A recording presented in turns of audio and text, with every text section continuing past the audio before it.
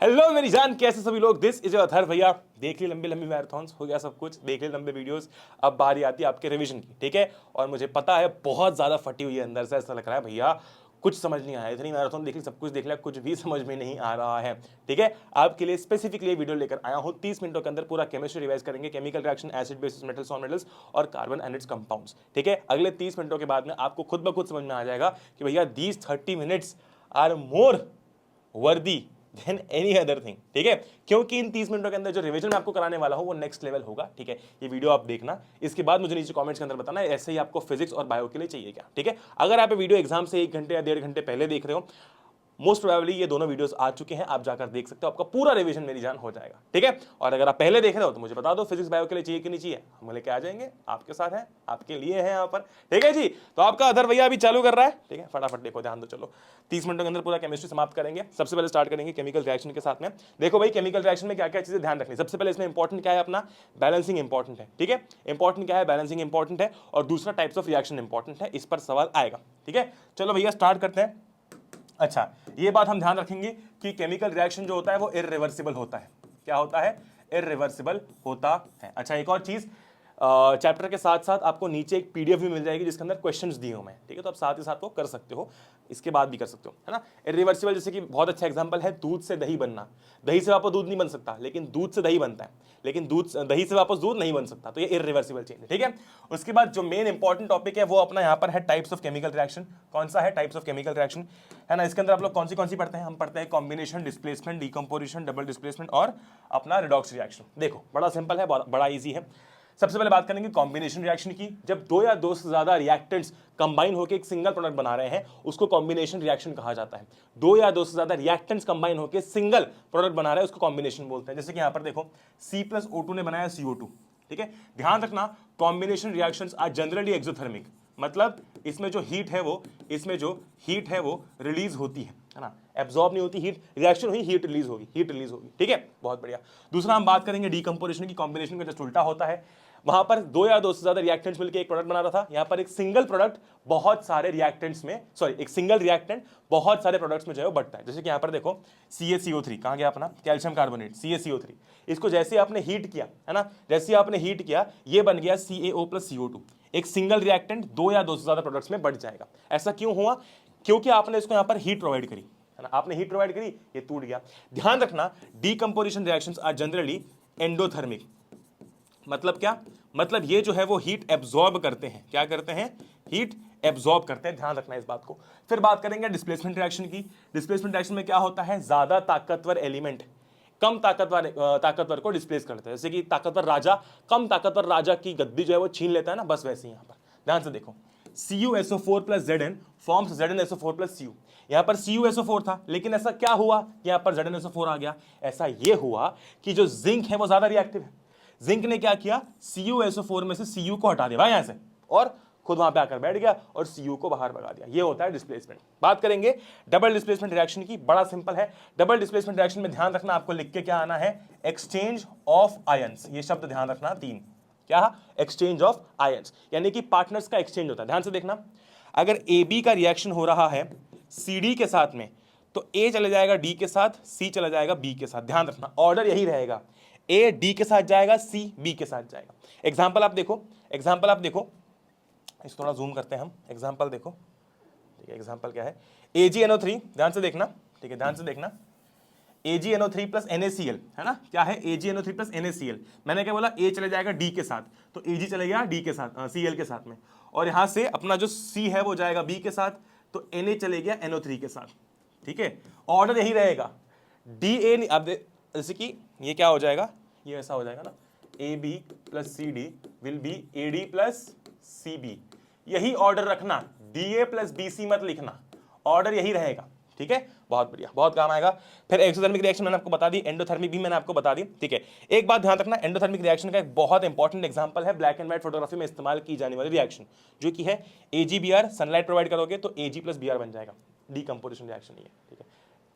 Endothermic तो है ही, decomposition reaction भी है। ओके जी, शानदार। आगे चलते हैं, बात करते हैं रिडॉक्स रिएक्शन की या ऑक्सीडेशन रिएक्शन की। ये देखो वो दो रिएक्शन जो मैं कह रहा था ना, ठीक है।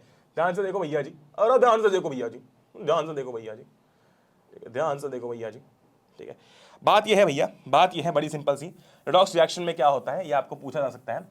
रेडॉक्स रिएक्शन का मतलब होता है ना, या तो देखो दो चीजें होती हैं, या तो ऑक्सीडेशन होता है या होता है अपना रिडक्शन। ठीक है, ध्यान रखेंगे ऑक्सीडेशन का मतलब या तो ऑक्सीजन का गेन, ठीक है, या फिर हाइड्रोजन का लॉस।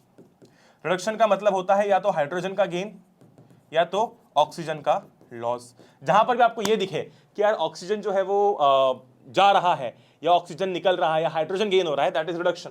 ठीक है, अगर दिख रहा है कि ऑक्सीजन गेन हो रहा है या हाइड्रोजन लूज हो रहा है, दैट इज ऑक्सीडेशन। ठीक है, एक और बात ध्यान रखेंगे, बहुत इंपॉर्टेंट है ये चीज, बहुत इंपॉर्टेंट है कि जो रिड्यूस होता है, ठीक है, वो ऑक्सीडाइजिंग एजेंट होता है, और जो ऑक्सीडाइज होता है वो रिड्यूसिंग एजेंट होता है। ये बात गांठ बांध लो, बहुत ज्यादा काम आएगी। ठीक है जी, बहुत ज्यादा बहुत ज्यादा बहुत ज्यादा आपको काम आएगी। ठीक है जी, एक्सीलेंट एक्सीलेंट एक्सीलेंट। फिर बात करेंगे अपनी आखिरी की जो 2-3 रिएक्शंस होती है, कौन सी। एक तो अपना है कोरोजन। कोरोजन मतलब क्या कि मेटल जो है उसकी क्वालिटी, आपको बैलेंसिंग सिखाऊंगा मैं भी, बैलेंसिंग अभी सिखाऊंगा। ठीक है, कोरोजन जो होता है, कोरोजन में क्या होता है, क्वालिटी डिग्रेड होती है मेटल की, है ना, एयर, किसके कारण, एयर मॉइस्चर या पानी के कारण, इससे क्वालिटी डिग्रेड होती है, मेटल खराब होता है ना। उसके बाद बात करेंगे हम लोग रस्टिंग की। ठीक है, तो रस्टिंग बेसिकली क्या होता है, बहुत सिंपल है। रस्टिंग क्या होता है, corrosion of iron is known as rusting. क्या बोलेंगे, corrosion of iron is known as rusting. ठीक है, रस्ट में क्या होता है, रस्ट में क्या होता है, एक ब्राउन फ्लेकी लेयर चढ़ जाती है, किसके ऊपर, आयरन के ऊपर, ब्राउन फ्लेकी लेयर जम जाती है। ठीक है, बहुत बढ़िया। ठीक है जी, बहुत बढ़िया। फॉर्मूला क्या होता है रस्ट का, बहुत इंपॉर्टेंट, ध्यान रखना, Fe2O3.XH2O। एक और सवाल पूछा जाता है, सिल्वर के केस में कोरोजन कैसे होता है, सिल्वर के केस में सिल्वर जो है वो ब्लैक हो जाता है ना, और कॉपर के केस में रस्टिंग कैसे होती है, कॉपर के ऊपर एक ग्रीन कलर की कोटिंग चढ़ जाती है ना, किसकी, CuCO3.CuOH whole twice, basic copper carbonate. ठीक है, बेसिक कॉपर कार्बोनेट, ये बात ध्यान रखना, एक ब्लू ग्रीन कलर की कोटिंग चढ़ जाती है, और सिल्वर के केस में सिल्वर ब्लैक हो जाता है, कोरोजन के केस में। ठीक है, अब ये हो गया अपना खत्म। एक अपना बचता है रैंसिडिटी। रैंसिडिटी मतलब क्या कि हमारा जो खाना होता है, हमारा जो फूड होता है, ठीक है, उसके अंदर ऑयल और फैट्स होते हैं। अब मान लो अगर आपने खाने को बाहर रख दिया तो वो खाना खराब हो जाता है, क्योंकि उसके अंदर के ऑयल और फैट्स जो है वो ऑक्सीडाइज हो जाते हैं। ठीक है, इसे प्रिवेंट करने के लिए हम खाने को कहाँ रखते हैं, फ्रिज के अंदर रखते हैं, और इसीलिए हमारा जो चिप्स का पैकेट होता है उसके अंदर नाइट्रोजन फ्लश किया जाता है, ताकि जो चिप्स हैं उसके अंदर का जो तेल है, जो आलू है, वो ऑक्सीजन से रिएक्ट करके ऑक्सीडाइज ना हो और हमारा चिप्स खराब ना हो। ठीक है, शानदार। देखो जी, अब हम लोग आते हैं बैलेंसिंग के ऊपर। बैलेंसिंग जो है बड़ी ही आसान चीज है। अभी आपको सिखाता हूं मैं, 2 रिएक्शन लेके आया हूं, थोड़ी सी आपको टफ लग सकती है, टफ तो नहीं, इजी है, बहुत इजीली हो जाएगा। आपको मैं सिखाता हूं मेंटली कैसे करना है। ठीक है, हमेशा ध्यान रखना कि आपको इजी टेबल देखना है। मतलब क्या, मतलब ध्यान से समझना कि अगर एक जगह पे 2 है, रिएक्टेंट साइड में मान लो ऑक्सीजन 2 है और प्रोडक्ट साइड में ऑक्सीजन 5 है, तो इसको अवॉइड करो, है ना। अगर इधर 3 है इधर 7 है तो अवॉइड करो, मतलब टेबल में होना चाहिए, है ना। जैसे इधर 2 है और इधर 4 है तो आप डायरेक्टली बैलेंस कर सकते हो। दिखाता हूं अभी आपको, देखो ध्यान से। इधर हाइड्रोजन कितने, 2, और ये 2 4, है ना। इधर कितने हैं, 2 ही हैं, इधर कितने हैं, 2 ही हैं। इधर ऑक्सीजन है 4 और 2 6, और इधर कितने हैं, 4 और 1 5। यहाँ 6 ऑक्सीजन है, यहाँ 5 ऑक्सीजन है, ये तो बड़ी गड़बड़ वाली बात है। ठीक है, इधर कैल्शियम 1 है, इधर भी कैल्शियम 1 है, सल्फर 1 है, इधर भी सल्फर 1 है। ठीक है, अब देखो सबसे इजी चीज क्या है बैलेंस करना। इधर हाइड्रोजन है 2 और 2 4, इधर है 2, है ना, तो इधर 2 है इधर 4 है, इसके आगे अगर मैं 2 लगा दूं तो क्या हो जाएगा, हाइड्रोजन 4 हो जाएगा, है ना, हाइड्रोजन 4 हो जाएगा, उधर भी 4 हो गया, इधर भी 4 हो गया। लेकिन इससे देखो क्या हुआ, हमारा जो ऑक्सीजन था वो 2 और 4 कितना हो गया, 6, और इधर भी कितना है, 6। ओए हो गया बैलेंस खत्म, है कि नहीं। इधर भी ऑक्सीजन कितना है, 6, और इधर भी कितना हो गया, 6 हो गया। इसलिए हमेशा जो सबसे इजी है उसको आप कन्वर्ट करो, बाकी चीजें अपने आप बैलेंस होती जाएंगी। ये देखो, ये रिएक्शन देखो, ये रिएक्शन देखो, NaNO3 प्लस P। इधर देखो कितने ऑक्सीजन है, 3 और 1 4, इधर कितने हैं, 6 और 1 7। ठीक है, 4 और 7, ऑक्सीजन पर ध्यान नहीं देंगे हम। ठीक है, फिर देखो N कितना है, N इधर है 2 और 1 3, इधर 2 और 1 3 है, और इधर कितना है, 1 ही है ना। सोडियम कितना, इधर 1 है और इधर 2 है, हाँ सोडियम अपना बकरा है। ठीक है, इधर कितने हैं, 2 सोडियम है, इधर 1 है, तो इधर आगे 2 लगा दो, लगा दिया 2। अब देखो सोडियम हो गए 2, इधर भी 2, नाइट्रोजन 2, इधर भी 2, है कि नहीं। ध्यान से देखो, 2 3 6, ऑक्सीजन 6 और 1 7, इधर कितने, 6 और 1 7। ठीक है, बहुत बढ़िया। लेड इधर 1, इधर भी 1, है ना, खत्म बात, खत्म हो गया, बैलेंस हो गया, खत्म। जो सबसे आसान है उसको देखो, उसको बैलेंस कर लो, खत्म बात। ठीक है, शुरुआत करते हैं एसिड बेसिस एंड सॉल्ट की। सबसे पहले स्टार्ट करेंगे भाई लिटमस के साथ में, देखो, या फिर एसिड के साथ स्टार्ट करते हैं। ध्यान रखना, ऐसे आपके कंपाउंड सब्सटेंसेस जो पानी में H प्लस आयंस देते हैं उन्हें हम लोग बुलाते हैं एसिड। जैसे कि मान लो अपना HCl हो गया, H2SO4 हो गया, ठीक है, ये सारे अपने एसिड्स होते हैं। जरूरी नहीं कि जिसके फॉर्मूला में H आता है वो एसिड ही हो, जैसे कि ग्लूकोज है, ग्लूकोज में भी H आता है लेकिन वो एसिडिक नहीं होता। क्यों? एसिड वही होता है जो पानी के अंदर H प्लस आयन देता है। ठीक है, सिमिलरली बेस होता है वो जो पानी के अंदर OH माइनस आयन देगा, जैसे कि NaOH हो गया, है ना, KOH हो गया। ठीक है, ये सब क्या है? एसिड्स हैं, क्योंकि ये पानी में OH माइनस आयन जो है वो देते हैं। अब ध्यान रखना, अपना जो एसिड होता है, ठीक है, जो अपना एसिड होता है वो ब्लू लिटमस को रेड में कन्वर्ट करता है। ठीक है, एसिड जो होता है ब्लू लिटमस को रेड में कन्वर्ट करता है, और जो बेस होता है वो रेड लिटमस को ब्लू में कन्वर्ट करता है। ये बात को बहुत ध्यान रखना। इसको याद कैसे रखेंगे? याद रखने का तरीका है AB रोड। ठीक है, A stands for acid, B stands for base, R stands for red. तो acid turns blue litmus red, AB road याद रख लेंगे। ठीक है, और क्या चीजें हैं? आपका जो एसिड होता है वो सार होता है टेस्ट में, जैसे कि कुछ अपने एडिबल एसिड्स होते हैं, जैसे कि हम लोग लेमन खाते हैं, लेमन के अंदर भी सिट्रिक एसिड होता है। कैसा होता है? लेमन टेस्ट में खट्टा होता है। वही जो बेसिस होते हैं वो टेस्ट में बिटर होते हैं। कैसे होते हैं? बिटर होते हैं। ओके जी, बहुत बढ़िया, बहुत बढ़िया। और एसिडिक और बेसिक सॉल्यूशन दोनों जो होते हैं वो इलेक्ट्रिसिटी कंडक्ट करते हैं। ठीक है, इलेक्ट्रिसिटी कंडक्ट करते हैं। अब कुछ अपनी रिएक्शंस है, किसकी रिएक्शंस है? कुछ अपनी रिएक्शन है किसकी? अपनी केमिकल प्रॉपर्टीज वाली रिएक्शंस है कुछ, उसको हम लोग एक बार देख लेते हैं। सबसे पहले बात करेंगे एसिड का रिएक्शन मेटल के साथ में। ठीक है, जब भी एसिड मेटल के साथ रिएक्ट करेगा सॉल्ट और हाइड्रोजन गैस बनाएगा। ध्यान रखना, बहुत इंपॉर्टेंट है ये, एग्जाम में वो डायरेक्टली आपसे क्वेश्चन पूछ लेते हैं, आपको ये बात याद करके चलनी है। जैसे कि देखो, HCl plus zinc form ZnCl2 plus H2, ये क्या है? सॉल्ट है या हाइड्रोजन गैस है। ठीक है, अगर एक मेटल बेस के साथ रिएक्ट कर रहा है तो वो न्यूट्रलाइजेशन रिएक्शन होती है। ठीक है, एसिड, है ना, reaction of metals with reaction of metal with basis, acid और बेस की बात नहीं, मेटल और बेस की बात हो रही है। तो भी देखो क्या बनता है? सॉल्ट और हाइड्रोजन गैस बनता है। देखो, NaOH plus zinc forms Na2ZnO2 plus H2, तो यहां पर भी क्या बन रहा है? सॉल्ट एंड हाइड्रोजन गैस बन रहा है। ओके जी, फिर बात करेंगे reaction of metal carbonates, metal carbonate जैसे कि NO2CO3। ठीक है, मेटल कार्बोनेट विद एसिड। ध्यान रखना, मेटल कार्बोनेट हो या चाहे मेटल हाइड्रोजन कार्बोनेट हो, दोनों ही केस में क्या बनता है? Salt plus CO2 plus H2। क्या बनता है? Salt plus CO2 plus H2। Example देखो यहां पर, Na2CO3 plus HCl forms NaCl plus CO2 plus H2O, salt CO2 H2O। Reactants क्या है? सोडियम कार्बोनेट, मेटल कार्बोनेट और HCl एसिड। ठीक है, यहां पर अगर NaHCO3 भी होता तो भी यही बनता। ओके जी, बहुत बढ़िया। ओके जी, बहुत बढ़िया। उसके बाद में और क्या इंपॉर्टेंट है अपने लिए यहां पर? और क्या इंपॉर्टेंट अपने लिए यहाँ पर? हाँ, पीएच की बात करेंगे इसके बाद में। किसकी बात करेंगे? पीएच की बात करेंगे इसके बाद में। तो देखो भैया, प्लांट्स और एनिमल्स जो होते हैं वो कैसे होते हैं? पीएच सेंसिटिव होते हैं, है ना। अगर मान लो आपका सॉइल ज्यादा एसिडिक या ज्यादा एल्कलाइन हो गया, है ना, ज्यादा बेसिक हो गया, तो प्लांट सर्वाइव नहीं कर पाएंगे। वही अगर हमारी बात करते हैं, ये सवाल आता है एमसीक्यू के अंदर कि हमारी बॉडी 7 से 7.8 के पीएच के बीच में जो है वो ऑपरेट करती है। ठीक है, उसके बाद में pH of rain water is less than 5.6। ठीक है, तो वो एसिडिक रेन होती है। ओके जी, ये बात हो गई अपनी कि पीएच ऑफ रेन अगर 5.6 से कम है तो वो एसिडिक रेन कहलाती है ना। उसके बाद में जो अपना टूथ डीके है ना, वो भी इसी के कारण होता है। मान लो आपने ज्यादा चॉकलेट्स खा ली, ज्यादा मीठा खा लिया, तो ज्यादा बैक्टीरिया वहां पर एक्ट करता है, हमारा माउथ का जो मीडियम है वो एसिडिक हो जाता है, और जो टूथ डीके है ना, वो स्टार्ट हो जाता है, हमारे दांत सड़ना चालू हो जाते हैं। ओके जी, शानदार। एक छोटा सा एक तुमसे क्वेश्चन है, बताओ माउथ का पीएच कितने पे ड्रॉप होता है तब जाके टूथ डीके स्टार्ट होता है? ओके जी, वेरी गुड। थोड़ी सी बात करनी है इंडिकेटर्स की, ध्यान रखना। ये अपने इंडिकेटर्स होते हैं फिनोल्फ्थलीन और मिथाइल ऑरेंज। फिनोल्फ्थलीन जो होता है वो कलरलेस होता है, अगर बेस है तो वो पिंक हो जाता है, ठीक है, और अगर एसिड है तो वो कलरलेस ही रहता है। मिथाइल ऑरेंज की बात करते हैं तो वो रेड होता है ना, एसिड के केस में वो रेड हो जाता है, और अगर बेस है तो वो येलो रहता है। पीएच की बात करेंगे थोड़ी सी और, तो अगर पीएच 7 से कम है तो एसिडिक होता है ना, और अगर पीएच 7 से ज्यादा है तो वो बेसिक होता है। अगर पीएच 7 के बराबर है तो वो न्यूट्रल होता है ना। Acid turns blue litmus red, base turns red litmus blue.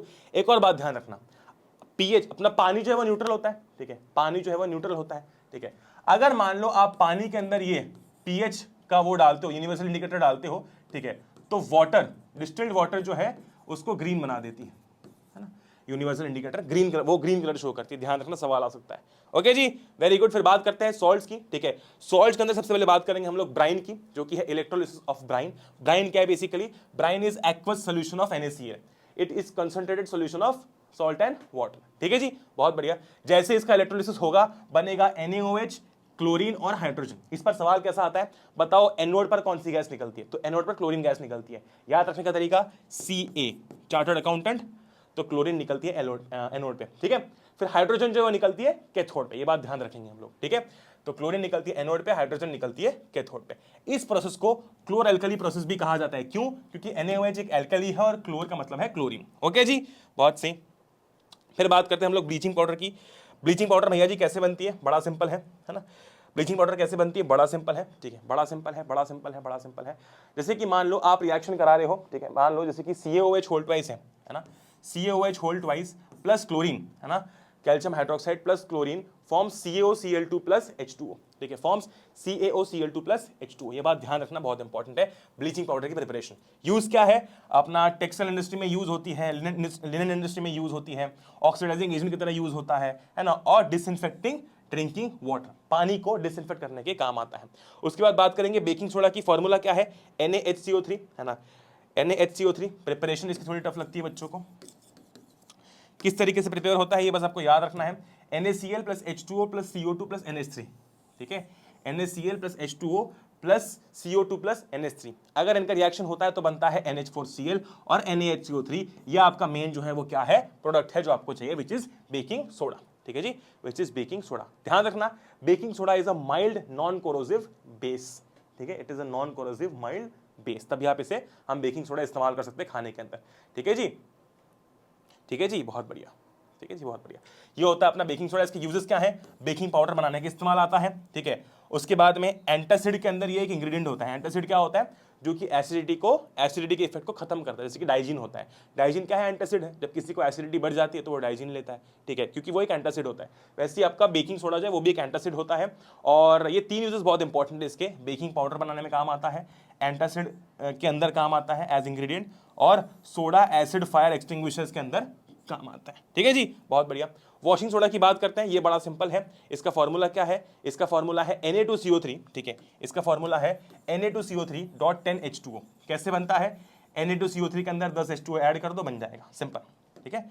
Na2CO3 plus 10H2O forms Na2CO3.10H2O। ये अपना वॉशिंग सोडा का क्या है, फॉर्मूला है। Okay, excellent. बात करते हैं इसके यूजेस की, तो glass industry, soap industry, paper industry हर जगह पर यूज होता है, और बोरैक्स के मैन्युफैक्चर में इस्तेमाल होता है। आप बस अभी इसको याद रख लो, इस टर्म बोरैक्स को एक्सप्लेन करने का टाइम अभी नहीं है मेरी जान, ठीक है। फिर बात करेंगे आखिरी अपने POP की, which is plaster of Paris. Plaster of Paris का फॉर्मूला क्या होता है, बड़ा इंपॉर्टेंट है, CaSO4.12H2O। बहुत सारे बच्चे कंफ्यूज होते हैं, this is POP, CaSO4.2H2O, this is gypsum. ये सॉलिड मास होता है, ये पाउडर फॉर्म में होता है, बहुत इंपॉर्टेंट है, ध्यान रखना, ठीक है, ठीक है जी, बहुत सही, ठीक है जी, बहुत सही। ये देखो, अब बात करते हैं किस तरीके से POP बनती है ना, किस तरीके से POP बनती है। इसमें थोड़ा आपको ये बात ध्यान रखना इंपॉर्टेंट है कि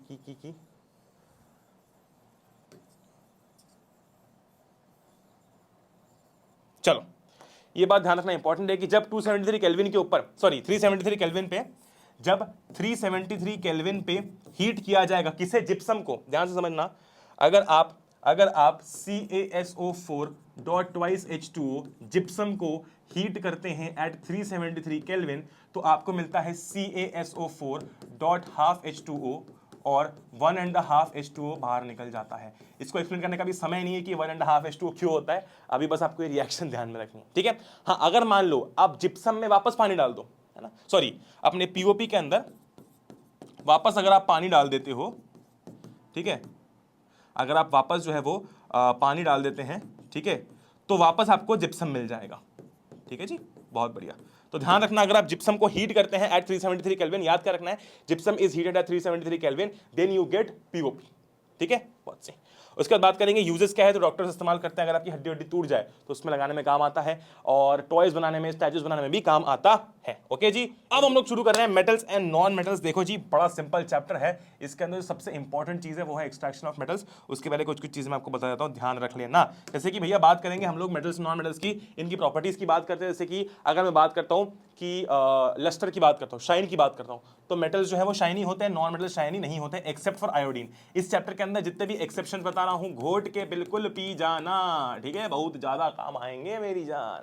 हाँ मेरी ठीक है जी, बहुत सही। बात करेंगे हार्डनेस की, तो अपने जो मेटल्स होते हैं ऑफ कोर्स वो काफी हार्ड होते हैं, लेकिन ध्यान रखना कि आपके जो सोडियम पोटेशियम ये जो मेटल्स होते हैं ये काफी ज्यादा सॉफ्ट होते हैं और इन्हें नाइफ से भी कट किया जा सकता है। ये इतने ज्यादा सॉफ्ट होते हैं कि इन्हें हम लोग नाइफ से भी कट कर सकते हैं। है वो मेटल्स बहुत हाईली रिएक्टिव मेटल्स है, but they can be cut using a knife. तो ये एक्सेप्शन है कि मेटल्स हार्ड होते हैं एक्सेप्ट फॉर सोडियम पोटेशियम, ठीक है। स्टेट की बात करेंगे, मैक्सिमम जो हमारे मेटल्स होते हैं वो कैसे होते हैं, सॉलिड होते हैं। कैसे होते हैं, सॉलिड होते हैं, they are solid, but except for mercury, mercury is liquid at room temperature.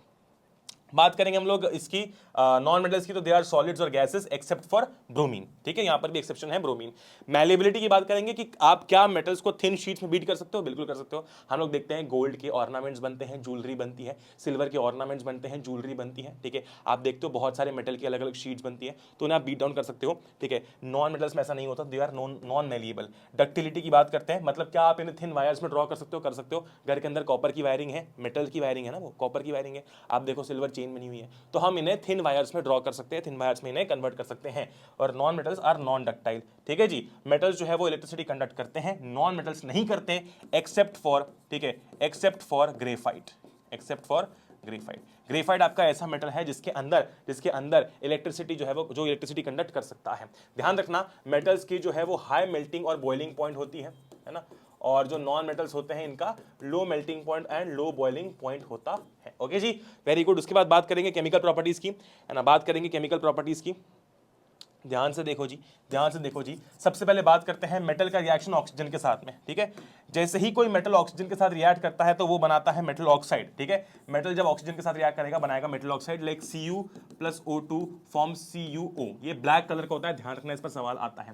ध्यान रखना, metal oxides are basic in nature, ध्यान रखना ये बात को। ओके जी, फिर बात करेंगे, उसके बाद बात करेंगे कि मेटल्स किस तरीके से रिएक्ट करते हैं पानी के साथ में। तो सोडियम, पोटेशियम, ये जो आपके टॉप वाले होते हैं ना मेटल्स, हाई जो रिएक्टिव होते हैं, है ना, वो ठंडे पानी के साथ भी रिएक्ट कर जाते हैं, है ना, वो ठंडे पानी के साथ भी रिएक्ट कर जाते हैं, है ना। उसके बाद में अगर मैं बात करता हूं Fe की, आयरन की, तो आयरन जो है वो ऐसे बर्न नहीं होता, ठीक है, इजीली बर्न नहीं होता, पर आयरन फिलिंग्स जो है वो हो सकती हैं, आयरन फिलिंग्स जो है वो हो सकती हैं। अच्छा, उसके बाद में Au एंड Ag, है ना, जो आपका सिल्वर और गोल्ड है वो ऑक्सीजन के साथ में रिएक्ट नहीं करते, तभी हम लोग सिल्वर के और जो गोल्ड के ऑर्नामेंट्स पहनते हैं, ताकि, क्योंकि ये इजीली खराब नहीं होते हैं, ये इजीली खराब नहीं होते हैं। उसके बाद बात करेंगे रिएक्शन ऑफ मेटल्स विद, है ना, reaction of metal with water की, ठीक। अच्छा, एक और चीज, सिर्फ पानी नहीं, ये हवा में भी अगर मान लो थोड़ी देर रखा जाए तो ये विग्रसली रिएक्ट कर जाते हैं, है ना। Reaction of metals with water की बात करेंगे, तो मेटल जब पानी के साथ रिएक्ट करता है तो मेटल ऑक्साइड बनाता है, साथ में हाइड्रोजन बनाता है। यही मेटल ऑक्साइड, पानी में मेटल ऑक्साइड बन गया एक बारी, अब ये मेटल ऑक्साइड पानी के अंदर और पानी के साथ रिएक्ट करके मेटल हाइड्रोक्साइड बनाता है। क्या बनाता है, मेटल हाइड्रोक्साइड बनाता है, ठीक है। अच्छा, reaction of metal with other metal salt, जैसे कि मान लो Fe और CuSO4 का रिएक्शन हो रहा है, तो ये मेटल का सॉल्ट है, Cu का सॉल्ट है और ये मेटल है, ठीक है। जो अगेन डिस्प्लेसमेंट रिएक्शन होगी, यहाँ पर जो ज्यादा रिएक्टिव होगा वो कम रिएक्टिव को डिस्प्लेस कर लेगा, ठीक है। तो ये बन जाएगा FeSO4 प्लस Cu, ये बन जाएगा FeSO4 प्लस Cu। एक छोटा सा मैं आपको होमवर्क दे रहा हूँ, हल्का सा होमवर्क है। एनसीईआरटी के अंदर ना रिएक्शन विद वाटर के अंदर आपको एक पैराग्राफ दिया हुआ है, उसके अंदर बताया गया है कि हाई रिएक्टिविटी वाले मेटल्स कैसे रिएक्ट करते हैं पानी के साथ, मीडियम वाले कैसे करते हैं, लो वाले कैसे करते हैं। बस हल्की सी वो चीज पढ़ लेना याद से, ठीक है जी, बहुत बढ़िया। आगे चलते हैं, फिर बात करते हैं यहाँ पर,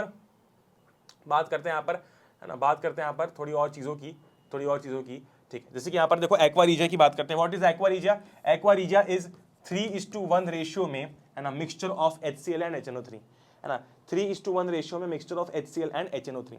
एक्वा रीजिया का काम क्या होता है कि ये गोल्ड और प्लेटिनम को जो है वो डिसॉल्व कर सकता है, गोल्ड और प्लेटिनम को डिसॉल्व कर सकता है।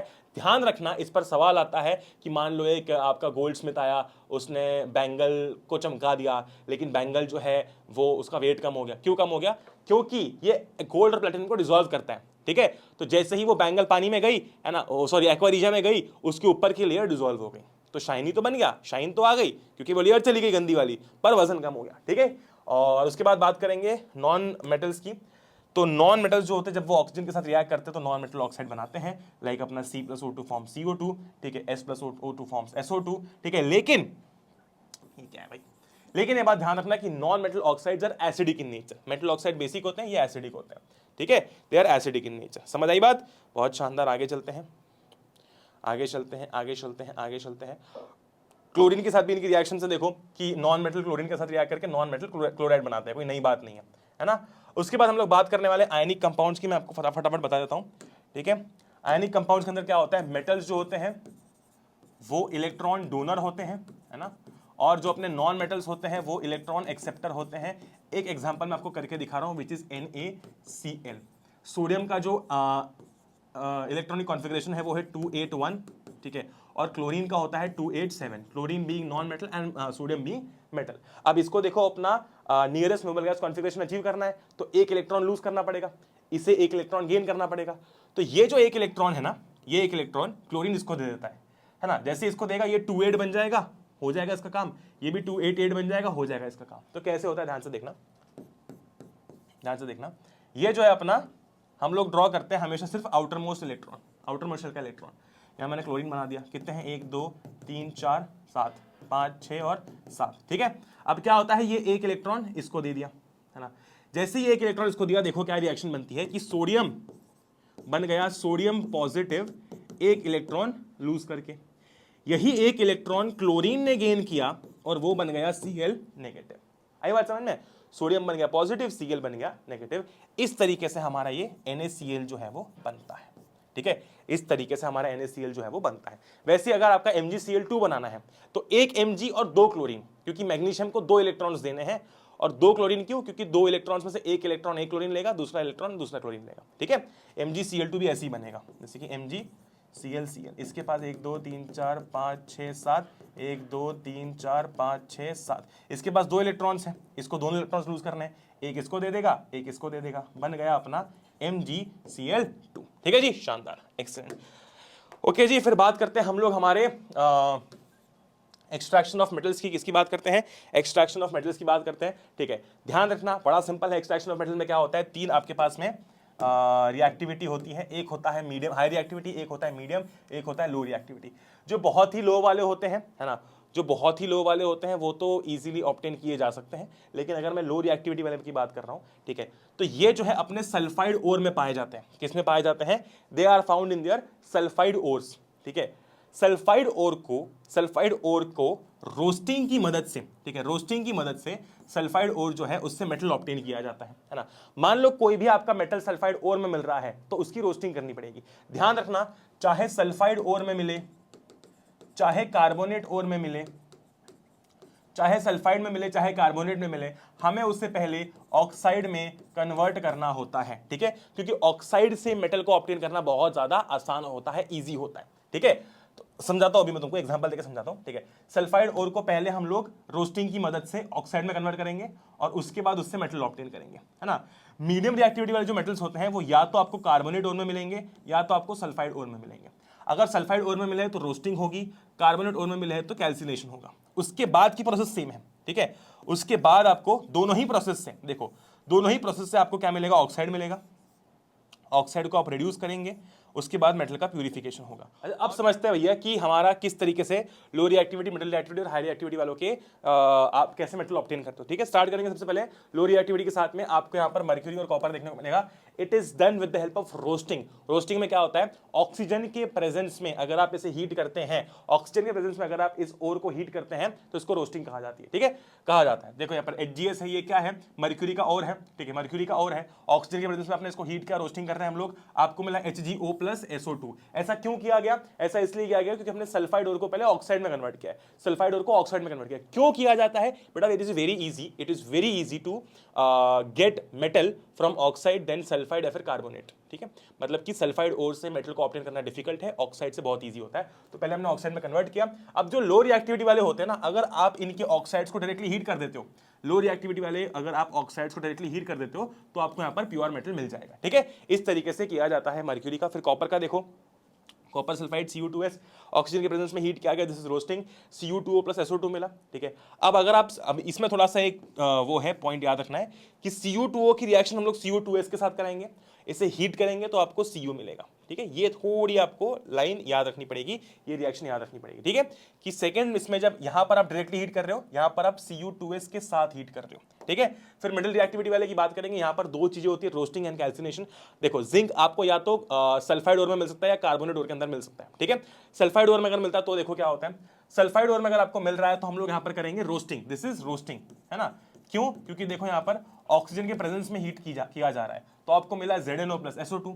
अब ये जो ZnO आपको मिला है, ZnO आपको मिला है, इसको हमें रिड्यूस करना है, ये हीट होके करके रिड्यूस नहीं होगा, तो हम लोग एक रिड्यूसिंग एजेंट का इस्तेमाल करेंगे लाइक कोक या फिर कार्बन, ठीक है। तो यहाँ पर मैंने कार्बन का इस्तेमाल किया, देखो यहाँ पर जिंक ऑक्साइड से जिंक बन गया, जिंक ऑक्साइड रिड्यूस हो गया, ठीक है, और हमें अपना जिंक जो है वो मिल गया, ठीक है। अच्छा, अब जिंक कार्बोनेट और में भी पाया जाता है, यहाँ पर देखो जिंक कार्बोनेट, लेकिन लेकिन लेकिन लेकिन यहाँ पर हमने, जैसे कि यहाँ पर ऑक्सीजन था, यहाँ पर ऑक्सीजन नहीं है, क्यों नहीं है? क्योंकि यहाँ पर ये ऑक्सीजन के एब्सेंस में हो रहा है, ये बात ध्यान रखना, यहाँ पर ऑक्सीजन का प्रेजेंस नहीं है, या फिर ऐसे बोल सकते हो यहाँ पर एक्सेस सप्लाई ऑक्सीजन का, यहाँ पर लिमिटेड सप्लाई है, ठीक है। क्या बोलेंगे? यहाँ पर लिमिटेड सप्लाई है ऑक्सीजन का, तो यहाँ पर इसको डायरेक्टली हीट कर दिया, हमको मिला ZnO प्लस CO2, ZnO मिल गया। अब नेक्स्ट स्टेप क्या होती है? इसको रिड्यूस करना, ऑक्साइड मिल गया उसको रिड्यूस करना, ऑक्साइड मिल गया उसको रिड्यूस करना। तो यहाँ पर भी देखो आपने सेकंड स्टेप सेम फॉलो करी है कि कार्बन का इस्तेमाल करके हमने इसको रिड्यूस कर दिया है। अच्छा, एक और चीज होती है कि मान लो इनकेस कार्बन नहीं इस्तेमाल किया जा रहा, तो हम एक हाईली रिएक्टिव मेटल को भी इस्तेमाल कर सकते हैं। यहाँ पर देखो MnO2 plus aluminium, aluminium Mn से ज्यादा रिएक्टिव है, तो देखो डिस्प्लेस कर लिया उसको, ये देखो डिस्प्लेस कर लिया, है ना। Mn की जगह पर Al आ गया और Mn अलग हो गया, ये हो गया रिड्यूस, ठीक है, ये हो गया आपको मिल गया मेटल, ठीक है। ये अपनी रिएक्शन बहुत इंपॉर्टेंट थर्माइट रिएक्शन है, जो कि रेलवे ट्रैक्स को ज्वाइन करने में काम आती है। यहाँ पर देखो क्या है, Fe2O3 है, आयरन का ऑक्साइड है, ठीक है, इसको रिएक्ट करा दिया एल्यूमिनियम के साथ, एल्यूमिनियम हाईली रिएक्टिव है एज कंपेयर टू Fe, ठीक है, तो उसने देखो Fe को रिड्यूस कर दिया, Fe को अलग कर दिया, ठीक है, और Fe के जगह पर खुद आके बैठ गया, है ना। अब जो Fe आपको मिला है वो लिक्विड स्टेट में मिलता है, वो आपको मोल्टन स्टेट में मिलता है, ठीक है, तो इसीलिए इसी लिक्विड Fe को वहां पर फिल किया जाता है ताकि रेलवे ट्रैक ज्वाइन हो पाए। ओके जी, बहुत बढ़िया। बात करेंगे हाई रिएक्टिविटी वाले मेटल्स कैसे ऑब्टेन किए जाते हैं। ध्यान रखना, आप इन्हें रिडक्शन की मदद से ऑब्टेन नहीं कर सकते। क्यों नहीं कर सकते? क्योंकि कार्बन के कंपैरिजन में इन मेटल्स की एफिनिटी ऑक्सीजन के लिए बहुत ज्यादा होती है। सिंपल सी भाषा में अगर मैं आपको समझाऊं, ठीक है, लेट्स अज्यूम कि एक लड़की और दो लड़के हैं, वो जो, या फिर इसको छोड़ो, ऐसे ऐसे एग्जांपल नहीं समझते। मान लो कि जो अपना सोडियम है, फॉर एग्जांपल सोडियम है, ठीक है, सोडियम हाईली रिएक्टिव है, ठीक है, प्लस इसकी ऑक्सीजन के लिए जो समझो बहुत सिंपल सी बात है, अपने गोल के लिए जो ज्यादा भूखा है वो जीत जाएगा, ठीक है। तो यहां पर क्या होता है कि कार्बन या कोक, है ना, इनकी भूख एज कंपेयर टू देम कम होती है, इसलिए इन्हें हराना या इन्हें रिड्यूस करना मुश्किल है, ठीक है, इन्हें रिड्यूस करना मुश्किल है। ध्यान रखना, कोक या कार्बन इस्तेमाल करके रिड्यूस नहीं हो सकते। क्यों नहीं हो सकते? क्योंकि इनकी भूख ऑक्सीजन के लिए ज्यादा है ना, तो कोक या कार्बन को रिड्यूस नहीं कर सकते, इसलिए हम लोग इस्तेमाल करते हैं किसका? इलेक्ट्रोलिटिक रिडक्शन का। किसका? इलेक्ट्रोलिटिक रिडक्शन का, ठीक है, बहुत बढ़िया। इसमें देखो क्या होता है, कुछ नहीं, बहुत सिंपल है। हम क्या करेंगे, वही अपना सेटअप करेंगे कैथोड एनोड वाला, ठीक है। क्या होगा, NaCl हमने लिया है मोल्टन स्टेट में, है ना, हमने क्या किया, NaCl, हमको Na ऑब्टेन करना है, तो हमने NaCl लिया मोल्टन स्टेट में, ठीक है, इसका इलेक्ट्रोलिसिस कराया, हमें मिला Na प्लस और Cl माइनस, ठीक है, क्या मिला? Na प्लस और Cl माइनस मिला, ठीक है जी। तो अब क्या होता है कि ये जो सोडियम है Na प्लस है, ठीक है, ये सोडियम जो है Na प्लस है, ये अब सबको पता है यार, Na प्लस है तो नेगेटिव की तरफ भागेगा, है ना, प्लस है तो अपोजिट से अट्रैक्ट, तो ये नेगेटिव की तरफ भागेगा, ठीक है। तो ये सोडियम प्लस Na प्लस जाता है कैथोड के पास में, ठीक है, उससे एक इलेक्ट्रॉन गेन करके Na मेटल बन जाता है, ठीक है, उससे एक इलेक्ट्रॉन गेन करके Na बन जाता है, ठीक है जी, बहुत बढ़िया। और एनोड पे क्या होता है, क्लोरीन जो होता है, क्लोरीन नेगेटिव है, अब यहाँ पर वो पॉजिटिव के पास जा रहा है, ठीक है, तो वो एक इलेक्ट्रॉन डोनेट कर देता है, ठीक है, डोनेट कर देता है। तो ये देखो Cl नेगेटिव से वो बन गया Cl प्लस, एक इलेक्ट्रॉन उसने डोनेट कर दिया। अब यहाँ पर ये 2 इसलिए लिखा हुआ है बिकॉज क्लोरीन अकेला एग्जिस्ट नहीं कर सकता, chlorine can not exist alone, यहाँ पर Cl2 आ गया, ठीक है, थोड़ा सा पेचीदा है ये, पर कोई बात नहीं। इलेक्ट्रोलाइटिक रिफाइनिंग की बात करेंगे, किसकी बात करेंगे? इलेक्ट्रोलाइटिक रिफाइनिंग की बात करेंगे। यहाँ पर कुछ नहीं, बहुत सिंपल है, हम क्या करेंगे, इम्प्योर स्ट्रिप, सॉरी जो अपना कैथोड है ना, it will be pure strip, तो प्रियंका चोपड़ा हम लोग याद रखेंगे, और जो अपना एनोड है इट इज इम्प्योर मेटल, जिसको हमको रिफाइन करना है, ठीक है। जैसे कि यहाँ पर हम कॉपर का एग्जांपल देखते हैं, ठीक है, कॉपर का एग्जांपल देखते हैं। अब देखो क्या होगा, एनोड पे क्या होगा, ध्यान से देखना, एनोड पे ध्यान से देखना क्या होगा, यहाँ पर कॉपर है, बहुत सारा कॉपर है, ठीक है, तो ये कॉपर जो है ये जंप कर जाएगा इसमें, है ना, ये जंप कर जाएगा इसमें और बन जाएगा Cu2 प्लस, और 2 इलेक्ट्रॉन जो है वो छोड़ देगा, ठीक है, क्या बन जाएगा, Cu2 प्लस बन जाएगा, अपने आयंस इलेक्ट्रॉन जिसको दे देगा और यहाँ कूद जाएगा, यहाँ कूद जाएगा। अब ये क्या बन गया, Cu2 प्लस बन गया, क्या बन गया, Cu2 प्लस बन गया। अब ये इसके अंदर कूद तो गया, दरिया में कूद तो गया, अब अपोजिट से अट्रैक्ट, इसको दिखा सामने कैथोड है, कैथोड कैसा होता है, नेगेटिव, कैथोड कैसा होता है, नेगेटिव, बहुत बढ़िया। तो ये तैरते तैरते गया कैथोड के पास, है ना, तैरते तैरते गया कैथोड के पास। कैथोड में देखो क्या होता है, कैथोड में क्या होता है, ठीक है। कैथोड पे Cu2+ जो है ये पहुंचता है ना, और ये कैथोड से कहता है कि आप मुझे 2 इलेक्ट्रॉन्स दे दो और अपने से चिपका लो, ठीक है। तो कैथोड से 2 इलेक्ट्रॉन्स लेता है और Cu बन जाता है, ठीक है। तो जो एनोड से निकला था वो कैथोड पे जाके पहुंच गया, ठीक है। 2 इलेक्ट्रॉन्स ने डोनेट किए थे, Cu2+ होकर दरिया में कूद गया था, ठीक है। यहाँ से फ्लो होते होते यहाँ पर गया, है ना, यहाँ पर जाने के बाद 2 इलेक्ट्रॉन्स गेन कर लिए और यहाँ पर जाकर चिपक गया। तो अब ये जो प्योर स्ट्रिप है ये और थोड़ी मोटी होने लगेगी, क्यों? क्योंकि कॉपर आके यहाँ पर जमा होने लगेगा और यहाँ से गंदगी नीचे आने लगेगी, उसको हम लोग बोलेंगे एनोड मड। क्या बोलेंगे? एनोड मड बोलेंगे। ध्यान रखना, यहाँ पर जो आप सोल्यूशन लेते हैं वो भी इसी मेटल का लेते हैं, तो हम यहाँ पर क्या लेते हैं? CuSO4 एज सोल्यूशन लेते हैं, ठीक है। बहुत बढ़िया। ओके जी, बात करते हैं कार्बन की। कार्बन जो है फटाफट निपटाएंगे। सबसे पहली बात तो कार्बन टेट्रावेलेंट होता है, 4 बॉन्ड बनाता है। कार्बन कैटिनेशन शो करता है, इसका मतलब ये है कि कार्बन खुद ही के साथ बहुत सारे बॉन्ड्स बना सकता है। अच्छा, कार्बन ध्यान रखना कि कोवेलेंट बॉन्ड बनाता है, आयनिक बॉन्ड नहीं बनाता। कोवेलेंट बॉन्ड का मेल्टिंग पॉइंट और बॉइलिंग पॉइंट दोनों ही लो होते हैं। इसका कारण ये नहीं है कि कोवेलेंट बॉन्ड वीक होता है, बहुत बड़ा मिसकंसेप्शन है। इसका कारण ये है कि कोवेलेंट बॉन्ड के अंदर जो इंटरमॉलिक्यूलर फोर्स ऑफ अट्रैक्शन होता है वो वीक होता है। आयनिक के अंदर वो स्ट्रांग होता है, इसके अंदर वीक होता है। इस कारण से इसका मेल्टिंग और बॉइलिंग पॉइंट लो है। इसका मतलब है, आप समझ लो, कच्ची दोस्ती, और आयनिक बॉन्ड मतलब पक्की दोस्ती। अच्छा, फिर बात करेंगे एलोट्रोप्स की। तो भैया देखो, एलोट्रोप्स ऑफ कार्बन मतलब क्या? कार्बन एक, उसके रूप अनेक। जैसे कि धूम 2 के अंदर ऋतिक रोशन एक होता है, लेकिन उसके अलग अलग रूप होते हैं, है ना, वैसे ही यहाँ पर है। तो एलोट्रोप्स ऑफ कार्बन हम लोग 3 एलोट्रोप्स देखते हैं, एक है डायमंड, दूसरा है ग्रेफाइट, तीसरा है बकमिंस्टर फुलरिन C60। कभी इन केस पूछा गया कि मान लो बकमिंस्टर फुलरिन में बताओ कि कौन सी रिंग्स होती है, तो 20 हेक्सागोनल रिंग्स होती है, ऐसी, है ना। 20 जो है वो हेक्सागोन 1 2 3 4 5 6, 1 2 3 4 5 6, ठीक है। 20 जो है वो पता 7 हो गया होगा, तो देख लेना। 20 हेक्सागोनल रिंग्स होती है और 12 जो है वो पेंटागोनल रिंग्स होती है। टोटल 60 कार्बन एटम्स होते हैं, ठीक है जी। बहुत बढ़िया। फिर बात करते हैं हाइड्रोकार्बन्स की। हाइड्रोकार्बन्स क्या होते हैं? हाइड्रोकार्बन्स वैसे कंपाउंड होते हैं जिसके अंदर कार्बन और हाइड्रोजन दोनों होते हैं। सिर्फ कार्बन और हाइड्रोजन ही होते हैं, उसके अलावा कुछ नहीं होता। उसे हम लोग हाइड्रोकार्बन जो है वो बुलाते हैं, ठीक है। अब हाइड्रोकार्बन के अंदर हम लोग 2-3 अलग अलग टाइप के हाइड्रोकार्बन पढ़ेंगे। पहला है सैचुरेटेड। सैचुरेटेड के अंदर हम लोग पढ़ते हैं अल्केन्स। अल्केन्स मतलब क्या है? जब कार्बन कार्बन में सिंगल बॉन्ड होता है तो वो अल्केन्स होता है। जैसे कि मान लो ये, है ना, ये क्या है? These all are alkanes. तो कार्बन कार्बन में जब भी सिंगल बॉन्ड होगा उसे हम लोग अल्केन बुलाएंगे, ठीक है। अगर मान लो कार्बन कार्बन में डबल बॉन्ड आ जाता है, ठीक है, तो ये क्या है? These are alkenes. Double bond मतलब अल्कीन्स। और अगर मान लो ट्रिपल बॉन्ड आ जाता है,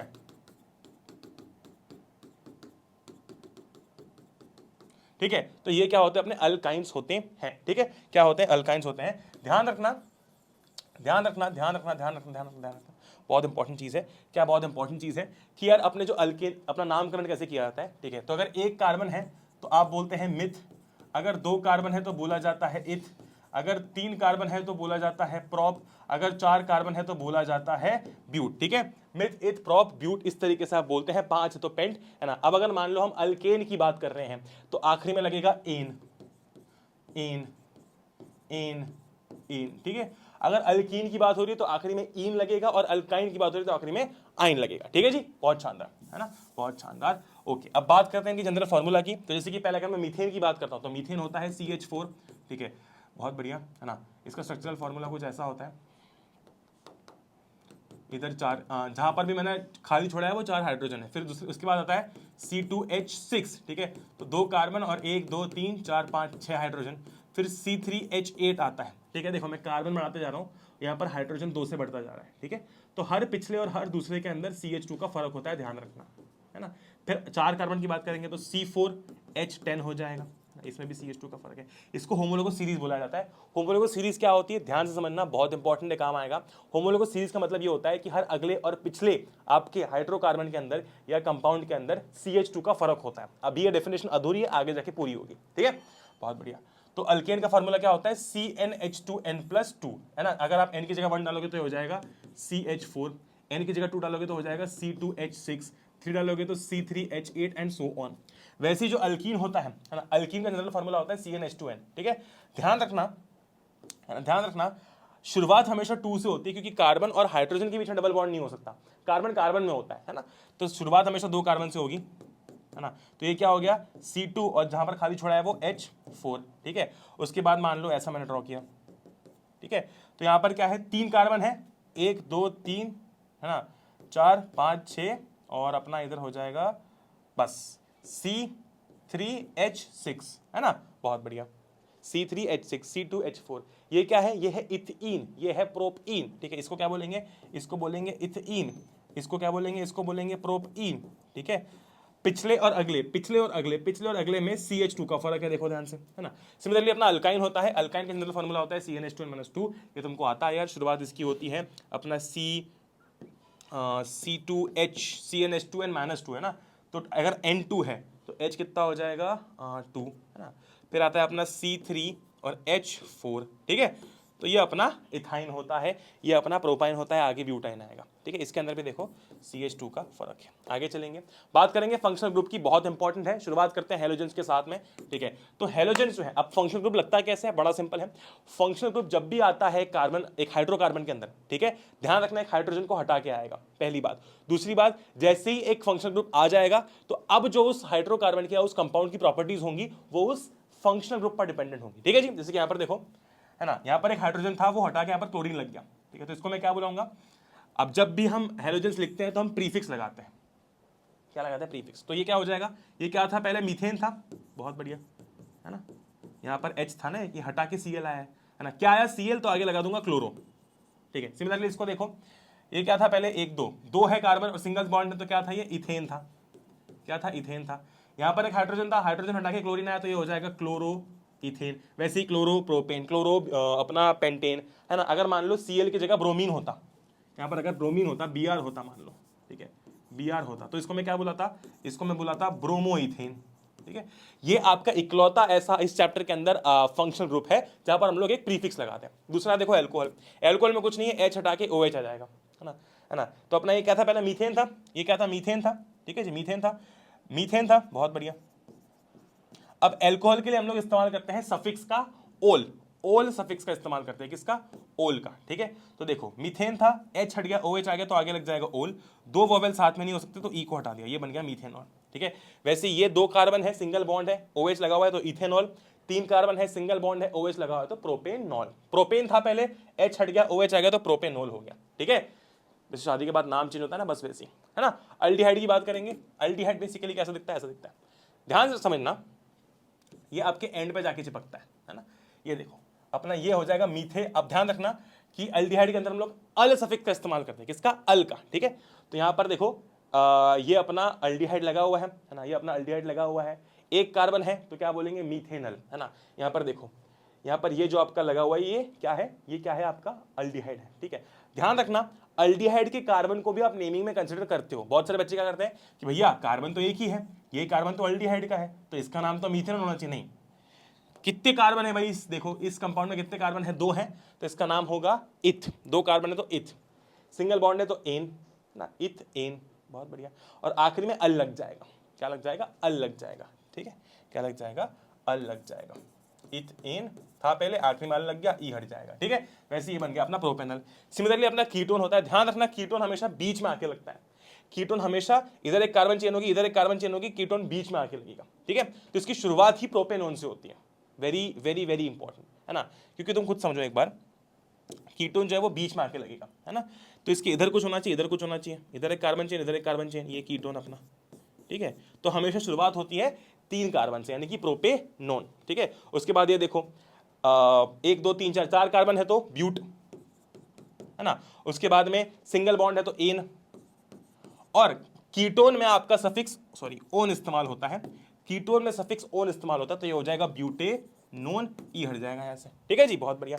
फिर हम लोग बात करेंगे अपने कार्बोक्सिलिक एसिड की, जो कि आखिरी है, इसमें आखिरी में आके लगता है COOH, ये देखो, ठीक है, ये देखो। तो सबसे पहला अपना मीथेनोइक एसिड, है ना, सिंगल कार्बन, है ना, ये अपना COOH अपना क्या है, ये दिस इज फंक्शनल ग्रुप, तो इसको बोलेंगे मीथेनोइक एसिड, है ना। अब ये देखो 2 कार्बन है तो इथेन, इथ, सिंगल बॉन्ड है तो एन, और आखिरी में इथेनोइक एसिड लगाए तो ओइक, सॉरी अपना कार्बोक्सिलिक एसिड लगाए तो ओइक एसिड, तो इसका नाम हो जाएगा इथेनोइक एसिड। वैसे ही मान लो ऐसा होता, ठीक है। तो कितने कार्बन है, 3, तो प्रोप, सिंगल बॉन्ड है तो एन, है ना, और कार्बोक्सिलिक एसिड है तो ओइक एसिड, ये हो जाएगा प्रोपेनोइक ठीक है जी, आसान है, इजी है। अब बात करेंगे कार्बन की रिएक्शंस की फटाफट से, बहुत सिंपल है, बहुत आसान है। सबसे पहला एक कंबशन, ध्यान रखना जब भी कोई भी कार्बन कंपाउंड बर्न होता है तो वो हीट, लाइट, CO2 और H2O प्रोड्यूस करता है, खत्म बात। ठीक है, दूसरी रिएक्शन है एडिशन रिएक्शन। इसमें आप अनसैचुरेटेड हाइड्रोकार्बन को या फिर अनसैचुरेटेड कंपाउंड को आप सैचुरेटेड कंपाउंड में कन्वर्ट करते हो। ठीक है, इसको हम लोग, इस प्रोसेस को हम लोग हाइड्रोजिनेशन भी कहते हैं। ठीक है, इसको हम लोग हाइड्रोजिनेशन भी कहते हैं, है ना। निकेल या पैलेडियम कैटलिस्ट की मदद से, है ना, इसमें क्या किया जा रहा है, हाइड्रोजन को ऐड किया जा रहा है। तो तभी देखो क्या हुआ, ये अनसैचुरेटेड था, डबल बॉन्ड था, अब देखो सैचुरेटेड बन गया, डबल बॉन्ड हट गया। अब क्या बन गया, सैचुरेटेड बन गया, डबल बॉन्ड जो है वो हट गया। ठीक है, तो अनसैचुरेटेड से सैचुरेटेड बन गया, डबल बॉन्ड हट गया। क्यों? क्योंकि हमने यहाँ पर हाइड्रोजन ऐड किया है in the presence of nickel और पैलेडियम कैटलिस्ट। ठीक है, ये जनरली आप देखते हो, जनरली प्रॉफिट्स के लिए किया जाता है। क्यों? है ना, ये अनसैचुरेटेड को सैचुरेटेड में कन्वर्ट कर दोगे, वनस्पति घी वगैरह में होता है, डालडा में होता है, जो कि सेहत के लिए खराब होते हैं। बात करेंगे ऑक्सीडेशन की, बहुत इंपॉर्टेंट रिएक्शन है ये अपना, है इथेनॉल। ध्यान रखना, इसमें आप आखिरी में रिएक्शंस में दो चीजें पढ़ते हो, एक पढ़ते हो अपना इथेनोइक एसिड और एक हम इथेनॉल के बारे में पढ़ते हैं। ठीक है, बहुत बढ़िया। इथेनॉल की बात करूंगा, इथेनॉल का अगर हम ऑक्सीडेशन कराते हैं, ठीक है, अगर आप इथेनॉल को ऑक्सीडाइज कराते हो तो वो इथेनोइक एसिड बन सकता है। कैसे? In the presence of acidified K2Cr2O7 और अल्कलाइन KMnO4। ये घोट के पी जाना बहुत इंपॉर्टेंट है। ठीक है, अगर आप इथेनॉल को ऑक्सीडेशन कराते हो तो वो बन जाएगा इथेनोइक एसिड। अगर आप इथेनॉल का ऑक्सीडेशन कराते हो तो वो इथेनोइक एसिड बन जाएगा in the presence of acidified K2Cr2O7 या फिर अल्कलाइन KMnO4। ठीक है, अब हम लोग इथेनॉल यानी कि CH3CH2OH, इसको आप लोग C2H5OH के नाम से भी जानते हैं, है ना, है ना, है ना, है ना, है ना। इसके हम लोग कुछ रिएक्शंस देखते हैं। पहली रिएक्शन है विद Na, सोडियम के साथ। ध्यान से देखना, CH3CH2OH की रिएक्शन है सोडियम के साथ में। ठीक है, क्या होगा, है ना, क्या होगा, ध्यान से देखना, यहां से H हट जाएगा, हाइड्रोजन गैस निकल जाएगी। ठीक है, बचता क्या है, CH3CH2O और इधर से Na, तो ये बन गया CH3CH2ONA और H2 गैस अपनी निकल गई, H2 गैस अपनी निकल गई। ठीक है जी, बहुत बढ़िया। फिर उसके बाद में, अच्छा, एक और चीज कि आप इथेनॉल की मदद से अनसैचुरेटेड कंपाउंड भी ऑब्टेन कर सकते हो। कैसे? देखो ध्यान से, ये बहुत इंपॉर्टेंट है। इथेनॉल है, अगर इस पर हम कॉन्सेंट्रेटेड H2SO4, है ना, कॉन्सेंट्रेटेड सल्फ्यूरिक एसिड को एक्ट करवाते हैं। ध्यान रखना, सल्फ्यूरिक एसिड एक डिहाइड्रेटिंग एजेंट होता है, ये पानी चूस लेता है, पानी खींच लेता है। ठीक है, तो कॉन्सेंट्रेटेड H2SO4 क्या करेगा, इसमें से पानी चूस लेगा। तो देखो यहां से इसने पानी चूस लिया, बाहर निकाल दिया। ठीक है, तो जैसे ही पानी चूसा ना, पानी बाहर निकाल लिया, ये अपना इथीन में कन्वर्ट हो गया। ठीक है, क्या किया, बड़ा सिंपल है, इथेनॉल में से H2SO4 ने पानी चूस लिया, निकाल के बाहर फेंक दिया, तो इथेनॉल बन गया इथीन। अब बात करेंगे रिएक्शंस ऑफ इथेनोइक एसिड। सबसे पहली रिएक्शन है ईस्टरिफिकेशन रिएक्शन, इस चैप्टर की सबसे इंपॉर्टेंट रिएक्शन। इसमें क्या होता है, इथेनॉल और इथेनोइक एसिड, इथेनॉल और इथेनोइक एसिड दोनों जो है उनका रिएक्शन होता है। ठीक है, इथेनॉल और इथेनोइक एसिड का क्या होता है, रिएक्शन होता है। अब ध्यान से देखना, क्या होगा, हमेशा ध्यान रखना कि इस रिएक्शन में H2O बाहर निकल जाएगा, तो यहां से H यानी कि इथेनोइक एसिड में से H और इथेनॉल में से OH, है ना, ये दोनों बाहर निकल गया। HOH इधर से बाहर निकल गया यानी कि H2 बाहर निकल गया, HOH इधर से बाहर निकल गया यानी कि H2 बाहर निकल गया। बचा क्या, CH3COO लिख दिया और C2H5 लिख दिया। ध्यान रखना, इधर से H इधर से OH बाहर निकल लो, H2 बाहर निकल गया, इधर बचा CH3COO, इधर बचा C2H5। ओके, बहुत बढ़िया। ये होती है ईस्टरिफिकेशन रिएक्शन। ईस्टरिफिकेशन रिएक्शन में क्या बनता है, दिस इज कॉल्ड ईस्टर। और ईस्टर जो होता है वो कैसा होता है, Easter is sweet smelling, Easter is sweet smelling. ध्यान रखना, बहुत इंपॉर्टेंट है। ठीक है जी, बहुत इंपॉर्टेंट है। छोटा सा होमवर्क दे रहा हूं, इसका केमिकल नेम क्या है मुझे प्लीज बताना नीचे। ठीक है, केमिकल नेम क्या है मुझे प्लीज नीचे बताना। NaOH के साथ इसका रिएक्शन कैसे होता है, किसका, इथेनोइक एसिड का। अब हम सारी इथेनोइक एसिड की रिएक्शंस देख रहे हैं, इथेनॉल की देख ली। ठीक है, बहुत सिंपल है, इधर से भी इधर का OH और इधर का अपना इधर का अपना हाँ OH और इधर का अपना H। ठीक है, ये बाहर निकल जाते हैं, तो H2 बाहर निकल गया, बचता क्या है, CH3COO और इधर से Na। ठीक है, इसको बोला जाता है सोडियम इथेनोएट। पहले आपने सोडियम इथॉक्साइड देखा था, ये सोडियम इथेनोएट है, इसको सोडियम एसीटेट भी कहा जाता है। ठीक है, सोप और डिटर्जेंट की बात करेंगे, देखो बड़ा सिंपल है, ध्यान रखना, सोप इज सोडियम और potassium salts of long chain carboxylic acid. Repeat with me, soaps are sodium और potassium salts of long chain carboxylic acid. ठीक है, कुछ इस प्रकार की लंबी सी चेन होती है किसकी, कार्बोक्सिलिक एसिड की, और आखिरी में Na लगा हुआ है बिकॉज इट इज सोडियम या potassium salt of long chain carboxylic acid. लंबी चेन है कार्बोक्सिलिक एसिड की, और आखिरी में सोडियम क्यों लगा हुआ है, क्योंकि इट इज अ सोडियम और potassium salt of long chain carboxylic acid. अब होता क्या है कि ये जो एंड होता है ना COONA+ वाला, है ना, ये होता है हाइड्रोफिलिक, इसको पानी पसंद होता है ना, पानी पसंद होता है, ठीक है। और ये जो होता है अपना हाइड्रोफोबिक, इसको पानी से नफरत होती है ना, पानी से नफरत होती है, ठीक है। तो अब क्या होता है, जैसे ही आप सोप पानी में डालते हो, ठीक है, ध्यान से देखना, ये अपना ऑयल या डस्ट पार्टिकल है, दिस इज ऑयल और डस्ट पार्टिकल। होता क्या है, ठीक है, होता क्या है, ध्यान से देखना, जैसे ही आप सोप पानी में डालते हो ना, क्या होता है कि ये जो आपका सोप का वो होता है, ये जो आपका सोप होता है, ठीक है, ये क्या खुद को किस तरीके से अरेंज करता है, ठीक है, ऐसे अरेंज करता है कि जो हाइड्रोफोबिक एंड है ना, वो देखो डर्ट में घुस गया, अपने आप को पानी से बचाने के लिए डर्ट में घुस गया, है ना, और जो हाइड्रोफिलिक एंड है, ठीक है, जो हाइड्रोफिलिक एंड है वो देखो पानी की तरफ है, तो ये डर्ट में घुस गया हाइड्रोफोबिक एंड, और हाइड्रोफिलिक एंड पानी की तरफ है, ठीक है। अब ये जो बना है इसको मिसेल कहा जाता है, इसको रब जब हम करेंगे तो ये इस डर्ट या ऑयल को खींच के बाहर निकाल लेगा, और इस तरीके से क्लेंजिंग एक्शन होता है। एक बहुत इंपॉर्टेंट क्वेश्चन आता है, सोप हार्ड वाटर पे एक्ट क्यों नहीं करता, डिटर्जेंट क्यों करता, उसका बड़ा सिंपल सा कारण है कि सोप जो है ना, सोप जो है जब हार्ड वाटर के अंदर, ध्यान रखना, कैल्शियम और मैग्नीशियम सॉल्ट्स प्रेजेंट होते हैं, ठीक है, तो सोप जब उसके साथ रिएक्ट करता है तो वो फोम नहीं बना पाता, वो स्कम बनाता है। क्या बनाता है, स्कम बनाता है ना। ध्यान रखना, सोप जो है वो हार्ड वाटर के साथ में सही से काम इसलिए नहीं कर पाता है क्योंकि हार्ड वाटर के अंदर कैल्शियम और मैग्नीशियम सॉल्ट्स होते हैं, उसके साथ ये सोप रिएक्ट करके क्या बनाता है, स्कम, फोम नहीं बना पाता, है ना, कांट मेक फोम, है ना, कांट मेक फोम। ओके जी, बहुत बढ़िया, इसलिए हम लोग डिटर्जेंट्स का इस्तेमाल करते हैं। ध्यान रखना, सोप्स आर सोडियम और potassium salts of long chain carboxylic acid, detergents are sodium और potassium salts of long chain sulphonic acids, बस यही फर्क है, ठीक है। तो जब आप डिटर्जेंट इस्तेमाल करते हो वो हार्ड वाटर के साथ में काम कर जाता है और फोम बना देता है। ध्यान रखना, सोप जो है वो हार्ड वाटर के साथ काम नहीं करता, क्यों नहीं करता, क्योंकि उसके अंदर कैल्शियम और मैग्नीशियम सॉल्ट प्रेजेंट होते हैं, उनसे रिएक्ट करते ही ये स्कम बनाता है, ठीक है। डिटर्जेंट्स जो होते हैं वो रिएक्ट करते हैं, है ना, और वो फोम बना देते हैं। Very simple, very easy. With that being said, हमारी ये तपस्या होती है खत्म।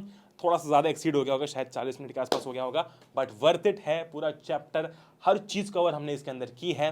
नोट्स आपको नीचे मिल जाएंगे, मेरी जान फोड़ के आना, मुझे पता है तू आग लगा देगा, ठीक है। बहुत मेहनत की है तूने, जानता हूँ मैं, बहुत मेहनत की है, ठीक है, बहुत ज़्यादा मेहनत की है ना, की है ना मेहनत, रात रात भर जगह है ना, बस तो अच्छे से करके आएगा, मत टेंशन ले, मत चिंता कर, ठीक है। Love you all, bye bye. Paper में फोड़ के आना, आग लगा के आना, आई एम वेटिंग हियर, है ना, मुझे पता है कि तू फोड़ेगा। Love you all, take care, जय हिंद, वंदे मातरम।